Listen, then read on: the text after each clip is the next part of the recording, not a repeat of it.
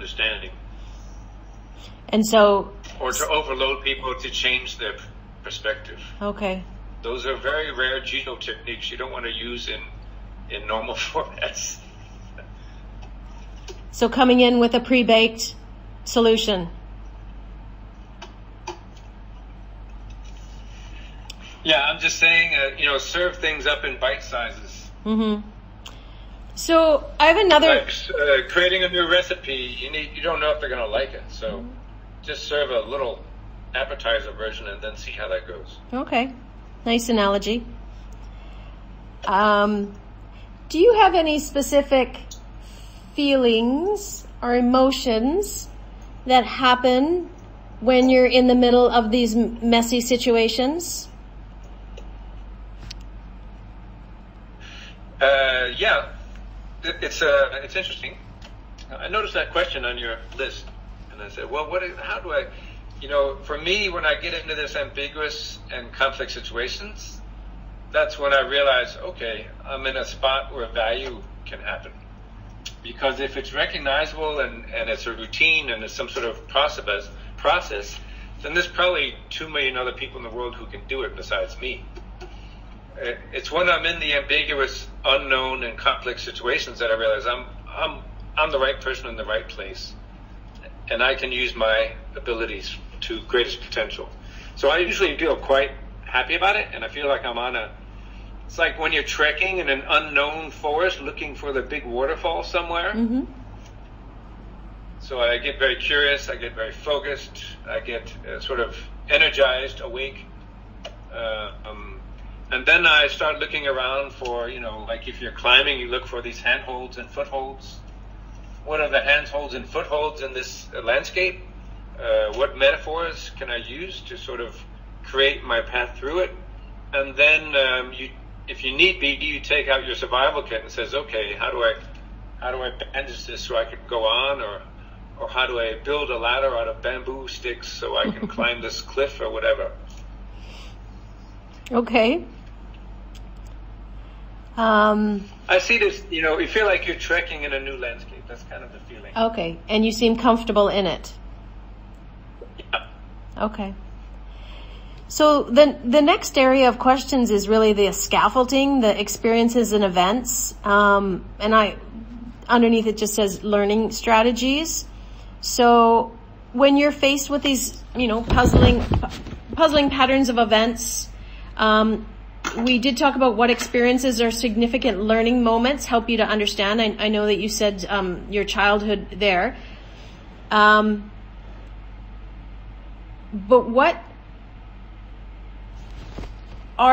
how do you know if you're on the right track?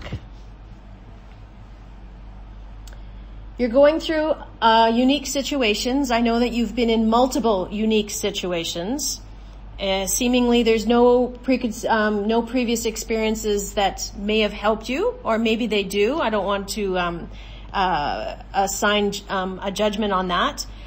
But how do you know when you're on the right track, or how do you feel you're on the right track?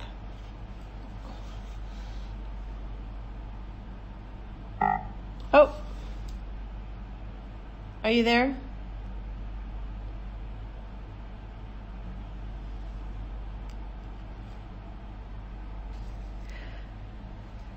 Okay, so now you're back on terra firma.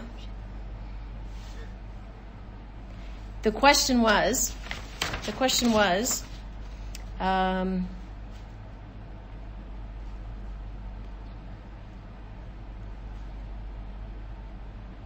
I think it was how do you know you're on the right track when you're faced with these unique situations?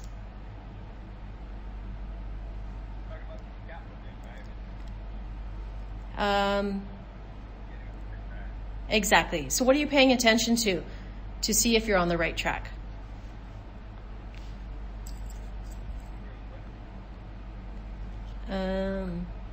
You're cutting out. Let's try this again. Am I back in? Yeah. I'm trying to decipher what's valuable and what's just noise. Okay.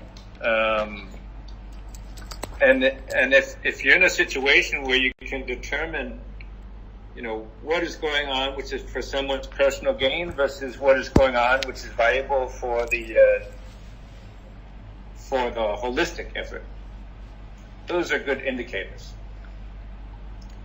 And then, there is, of course, this element of sincerity. If you can look for signs of, I called it, when I did my MBA, I did a work on, the topic was authentic leadership. Okay. So I'm looking for authenticity to help me navigate. If you can find the authentic people providing authentic information, that's a double confirmation, so to speak. Okay. So it's a lot of it is the people driven. I've learned after a while, because I used to drown myself in numbers and ask people for more numbers and try to see if I could recognize the best way forward in that regard. But it turns out that if you're just numbers driven, then you're only going to get as far as the mathematics can show you. If you are people driven, mm-hmm. and you're looking for authenticity as a valuable resource, then you can actually discover new territory and create something new. Because if you're going to create something new, it's usually not driven by the numbers. It's driven by a group of people trying to get, trying to aspire to something and willing to go on a path of discovery rather than what do we know. Okay. I think maybe you're actually answering the next question, because how has your systems thinking style changed over time? And that was one of them. You said you're using more authentic people as your cues. Yes. So moving from the numbers, the logical, the completely intellectual approach to actually the person-driven approach. We used to call it, when I was working with the chaos pilots, we call it navigating chaos, and we used to talk about working the process, not the content.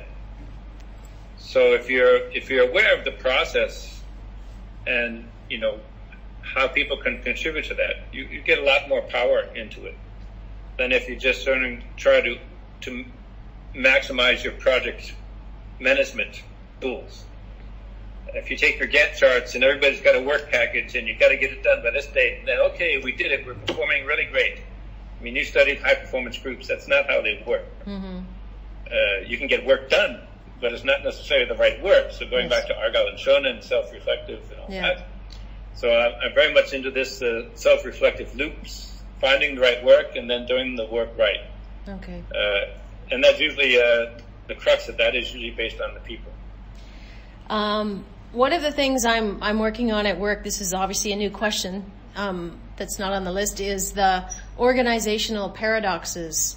How do you keep that sense of urgency to move faster and still stop to reflect, so you can learn from your mistakes? How do you have those crucial, maybe even conflictive discussions, but while still building collaboration? Can you tell me some of the paradoxes that you've experienced?